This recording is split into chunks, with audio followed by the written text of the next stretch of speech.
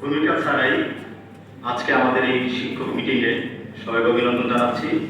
আমি দুইটা বিষয় নিয়ে কথা বলবো। একটা বিষয় হলো, মামুন স্যার একটা কথা বলেছেন যে আমাদের শিক্ষার্থী ভর্তি অনেক কমে গিয়েছে। তো আসলে এটা আগে যারা যত কারণ বলেছেন সবকিছুর সাথে অ্যাড করে বলছি। আমার ক্ষুদ্র জ্ঞানে আমি এই এলাকায় 1 বছরের মতো আছি আর কি, স্কুলের পাশেই। আগে দূরে থাকতাম। তো স্কুলের পাশে প্রতিদিন মারামারি হয়, প্রায় প্রতিদিন। তো যখন স্কুলে বাচ্চারা ঢোকে ঠিক সেই সময় অভিভাবকরা আসে বাচ্চাদেরকে নিয়ে।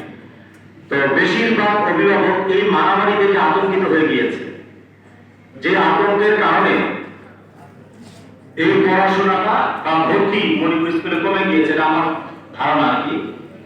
আরবিতে একটি প্রবাদ বাক্য আছে, সে বাক্যটি হলো দফে জরর মুকাদ্দাম, মানে হলো যদি তুমি কোনো পানি একটা জায়গায় পানি জমা করতে চাও অথবা পানিকে সেচে বের করতে চাও, তাহলে তোমাকে ফুটাগুলো আগে বন্ধ করতে হবে।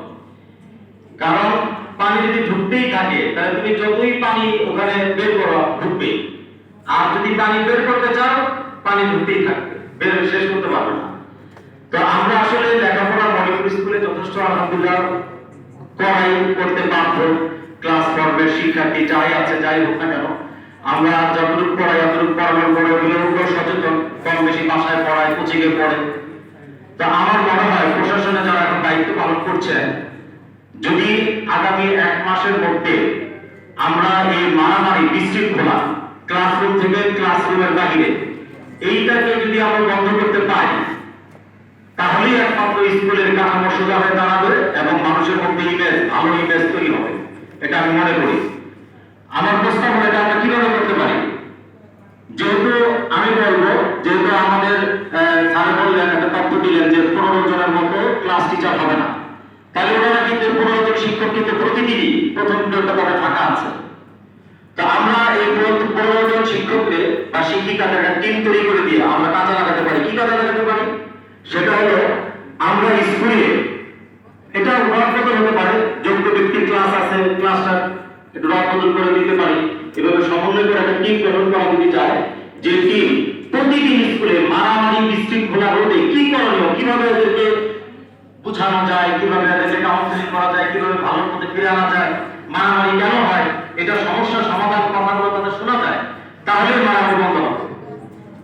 তো আমি বলবো, এটাকে এই বিষয়টা যদি ভালো লাগে আপনারা আমাদের সাথে অ্যাড করে এটা সুন্দর একটা কাঠামো তৈরি করতে পারেন, বা আমরা তৈরি করতে পারি।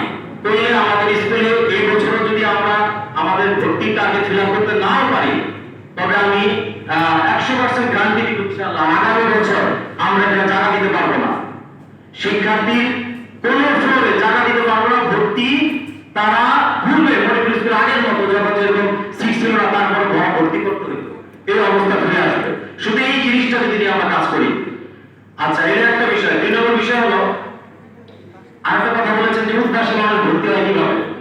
আমি নিয়মিত যে উদ্ভাস যিনি তৈরি করেছেন, রকমারি ডক্টরের যিনি মালিক, মাহমুদুর রহমান সম্ভবত সহার নাম, ওনার লেকচার আমি শুনি। উনি একজন ভালো কাউন্সিলর। উনি বাচ্চাদের সামনে যখন বাচ্চাদেরকে নিয়ে কথা বলেন, অভিভাবকদের নিয়ে কথা বলেন, অভিভাবক এবং শিক্ষার্থীদের মনে হয় উদ্ভাস ছাড়াতে এই দেশে আর কোনো ভালো প্রতিষ্ঠান নেই।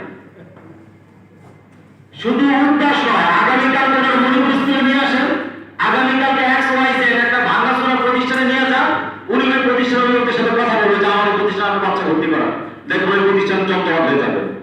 তাহলে কি বুঝতে পারি আমরা?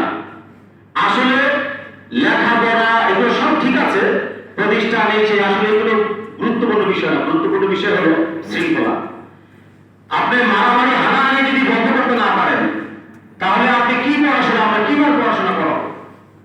এই জন্য আসলে অনেক আলোচনা হয়, অনেক পর্যালোচনা হয়। আমার পরামর্শ, সবাই আমি বিনয়ের সাথে বলছি, তো ইনশাআল্লাহ এই কাজগুলো যদি আমরা করি, তাহলে আমার মনে হয় যে আমরা এই কাজটা শুধু আমাদের ক্যাম্পাসে না, আমাদের ক্যাম্পাস দিয়ে আমরা একটা কাঠামো কাজ করতে পারি, যে কাঠামো আমরা প্রস্তাব করতে পারি যে ক্লাস 2-1 মূল বালক তালিকাটা বাস্তবায়ন করা হোক। তো আমাদের আসলে প্রশাসনিক ক্ষমতা অনেক সীমিত থাকে। আমাদের হেডমাস্টার স্যাররা অনেক কাজ করতে পারেন না। যে কোনো কাজ করতে হলে একদম গভর্নিং বোর্ডের সীমাবদ্ধতা থাকে আসলে আসলে যদি কাজের সীমাবদ্ধতা যদি আমরা কাজের ক্ষেত্রে এগুলোকে একটু বড় করে দিই, একটু বড় হয় এবং কাজ করার সুযোগ হয়, তাহলে আশা করি প্রত্যেক ক্যাম্পাস থেকে এরকম এক ভালো শিক্ষক শিক্ষিকা বা যারা এক্সট্রা করে মেহনত করতে চান, পরিশ্রম করতে চান, আমরা পেয়ে যাবো ইনশাআল্লাহ। এবং এদেরকে নিয়ে আমরা কাজ করবো, এদের সুফল আমরা সবাই পাবো। জি, আমার কথা এই পর্যন্ত শেষ করলাম। এই বলে ধন্যবাদ জানাচ্ছি। আসসালামু আলাইকুম ওয়া রাহমাতুল্লাহ।